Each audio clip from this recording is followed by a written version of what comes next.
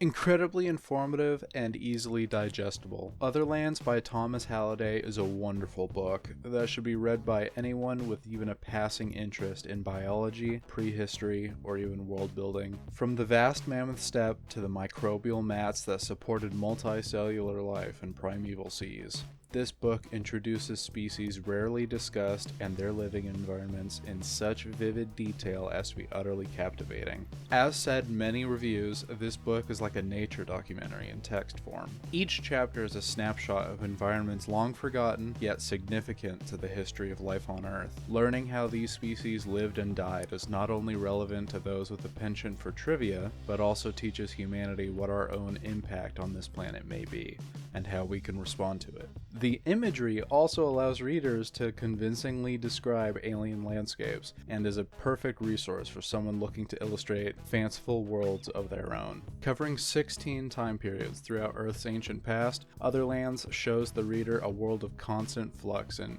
adaptation. Each period has an artist's depiction of the world at the time, maps with schematic impressions of ice sheets, forest cover, and even weather patterns when they're discussed within the chapter itself. Beginning just 20,000 years ago, the first setting is the Ice Age Mammoth Steppe. Thomas Halliday sets a precedent here by explaining the conditions that led to the biome's formation, as well as how it will eventually thaw. He describes the particular adaptations that organisms needed to live in such an environment, and how survivors continue to exhibit these behaviors to the modern day. For example, due to the enormity of the Mammoth Steppe, mobility was extremely valuable. Species there often took part in massive migratory events, of which the record-holding saiga and reindeer continue to take part in even to this day.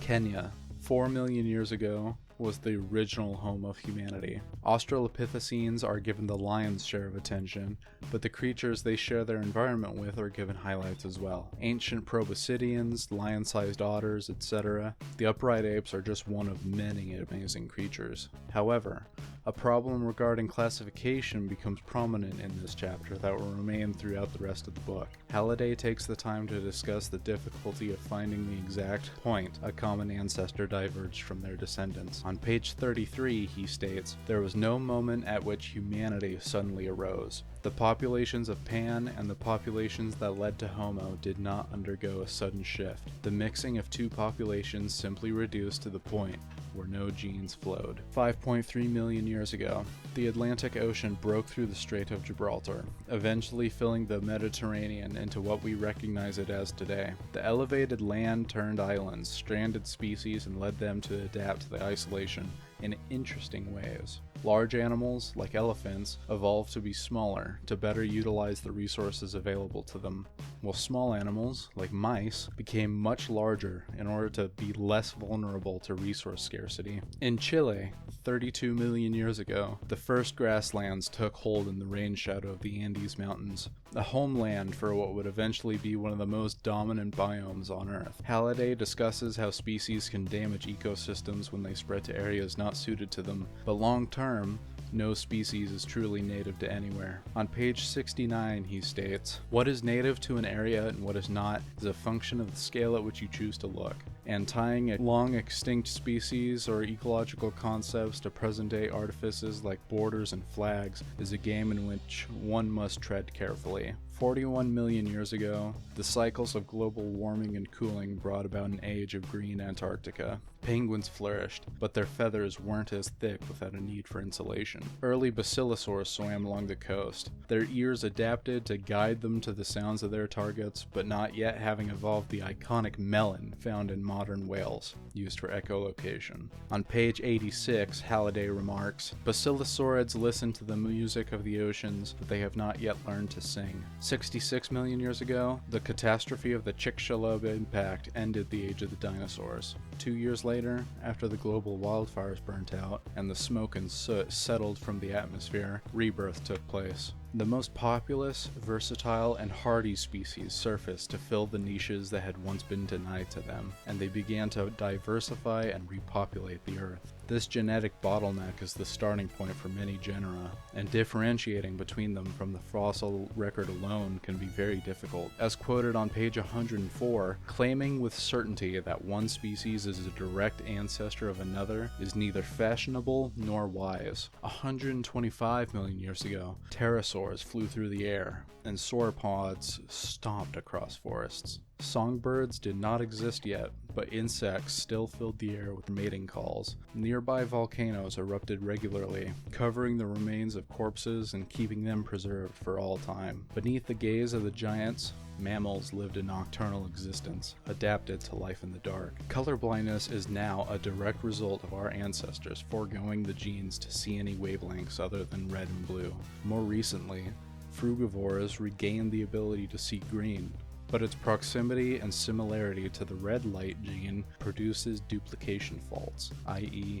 red-green colorblindness. 155 million years ago, the European archipelago was one giant interconnected ecosystem. From the glass sponges gently filtering detritus from the ocean currents, to the fish that revel in the reefs, to the pterosaurs plucking them from the water, to the ichthyosaurs lurking beneath the waves, to the megalosaurs eating whatever washes onto the beach. The islands were separated by water, but they were all connected by the biota shared between them. 225 million years ago, life forms were as unique and diverse as they would ever be. After nearly losing all life on Earth, species rebounded with all due vigor. 253 million years ago, volcanic eruptions blotted out the sky and polluted the seas. 95% of Earth's biodiversity died out in just a few million years. 309 million years ago, plant life flourished in an age before decomposers evolved to consume wood. Their structures formed the peat and coal deposits that wouldn't see the light again until our use of them in the modern day. 407 million years ago, life began to leave the seas, and fungi collaborated with plants in concordance with the colonization of land. 435 million years ago, deep ocean life thrived in the abyss, huddling around hydrothermal vents. Ecosystems in those isolated depths derived from a chemosynthetic rather than photosynthetic framework, just as they do today. 444 million years ago, massive glaciers fed into underwater rivers of silt. Unique acidic conditions there corroded the calcium-rich cells of crustaceans and other animals that preserved more easily elsewhere, but kept the finer details of soft tissues that are normally so hard to find. 520 million years ago, the first predators appeared, able to acquire energy directly from other consumers instead of competing with them over the same resources. And finally, 550 million years ago, when multicellular life spread along the shallows of the world, anchoring themselves to the seafloor to withstand the crashing waves above. The settings covered are each independently fascinating, with their own characteristics that separate them from the ones that came before and after.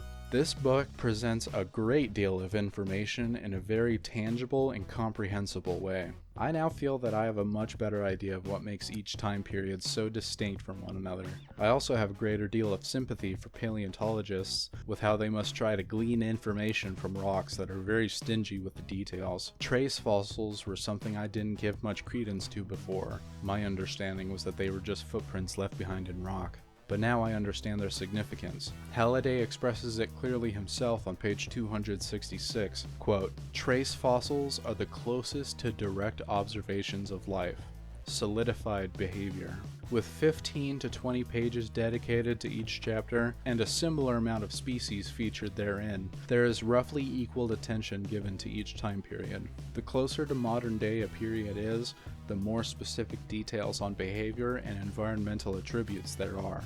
Further back, more detail is given to broad evolutionary developments, such as the establishment of amnion in vertebrates. As someone who does not commonly read scientific literature, I was happy to find that I could easily grasp the prose presented in this book. There are also subtle moments of humor that I appreciated. For instance, in Chapter 1, while discussing the colossal beasts of the time, Halliday writes, "Compared with brown bears, even at their grisliest, The short-faced bear Arctodus is big. The text is also well written, with no spelling mistakes as far as I could tell. This book is composed in British English, which has its quirks, and there were some words I've never encountered before that have unique spellings. Namely, Shiltram is how it was written, but it primarily appears as Shiltron when I research its meaning. In the prologue, Halliday discusses the difficulty of envisioning deep time, and the art of reading stone to create an image of the past. He defines the objective of the book itself, to immerse the audience in worlds long gone, and to give perspective to the vast time scale we operate within.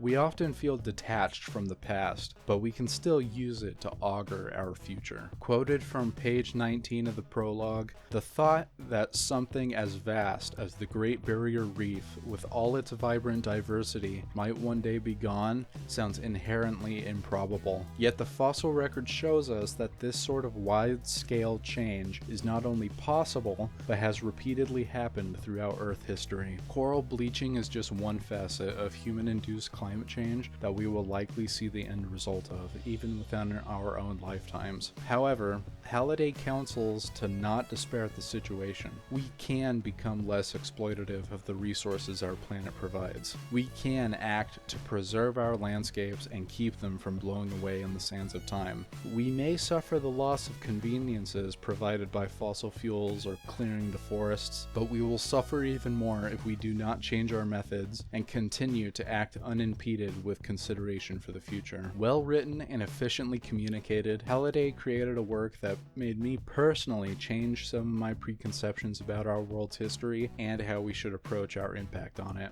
This is a book for people who want to experience times and places they can never visit. In doing so, they may gain new appreciation for what we have right now. Intelligent and thought-provoking, I highly recommend this book to anyone and everyone, whether you want to learn for its own sake or to create something of your own. This is simply a great book for anyone who wants to learn about the history of life. If you have read Otherlands yourself, what are your thoughts about it? Tell me whether you agree or disagree with my sentiments. If you haven't read it, are you inclined to? Let me know, and thank you for watching.